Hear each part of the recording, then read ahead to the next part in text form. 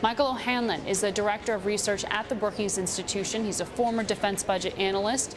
He's advised members of Congress on this, and he was also just in Afghanistan himself at the beginning of November. He joins us now live from Washington. Michael, the numbers that we hear today that have been confirmed, 30,000 more troops being sent, being deployed to Afghanistan. We'll get the president's word on that tonight.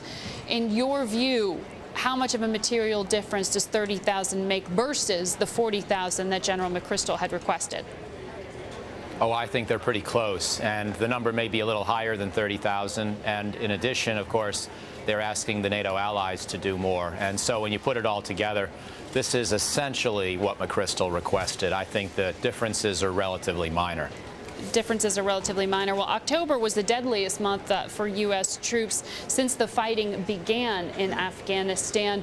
But in a recent piece that you wrote for the Washington Times, you point out that the popularity levels of the forces who are on the ground in Afghanistan are actually fairly high. At least the NATO members rate fairly high with the Afghani populace. How do you reconcile those two very different notions? Well, first, let's have a little perspective on the numbers. The NATO popularity has gone down, unfortunately, over the years. We were extremely popular in the first year or two after the overthrow of the Taliban, a kind of phenomenon we didn't see ever in Iraq. And, of course, that did atrophy. Those numbers did deteriorate over the years as the mission failed to accomplish its goals, and Afghans were increasingly frustrated.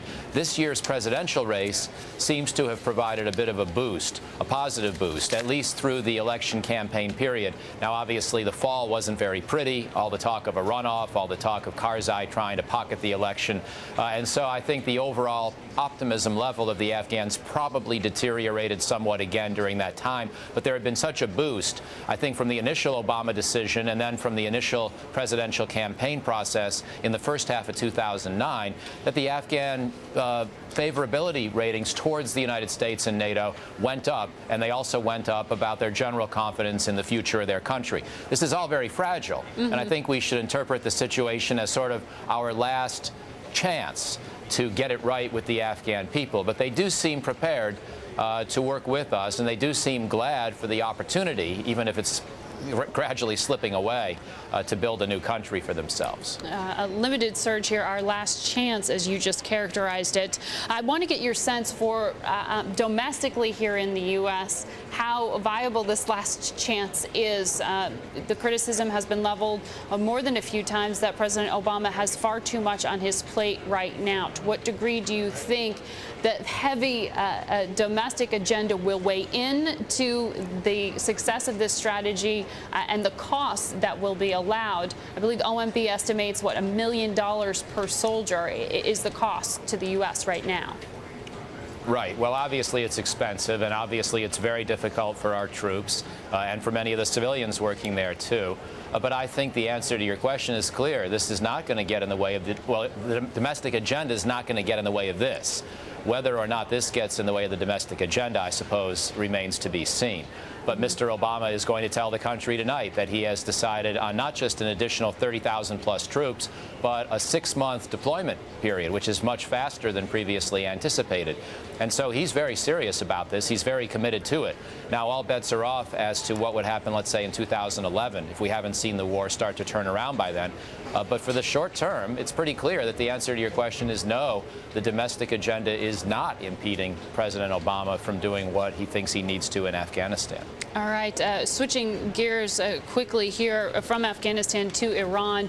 We did hear today that Iran's plan to expand its nuclear program, obviously in defiance of UN's demands, will potentially make it more likely that further sanctions will be sought in the Security Council. Those are the words from the ambassador, Susan Rice. More likely that we will see sanctions.